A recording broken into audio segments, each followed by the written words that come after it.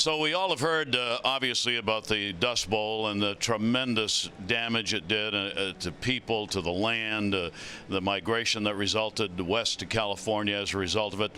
But Timothy Egan's book, The Hardest of Times, I found probably cuts to the quick better than any story I've ever read about the Dust Bowl. It's very personal. It's very well written, and you feel it. I mean, you feel what these people were going through on a land that they had farmed for years, that had provided them and the nation and part of the world tremendous crop production.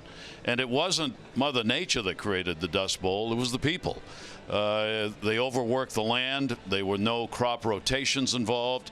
They used all the soil. It ended up turning to dust, and then when the winds blew in, that was the end of it.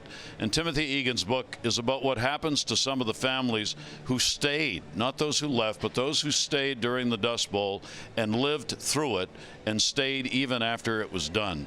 It's a tough book because it is so personal, and I think it is the basis probably for the PBS show that was done on the Dust Bowl. This book is very attuned to what was on that show. But if you want to read, this is history. It's not a novel, but it reads like a novel. Timothy Egan, The Hardest of Times, it really will set you down and lead you to think not only about what happened during the Dust Bowl, but I'll just say this, when you're reading it, you may be surprised, as I was, to find that some of the people who got blamed were African Americans, Jews, Germans. Need I go further? How can that possibly be when we're talking about the Dust Bowl? Read the book.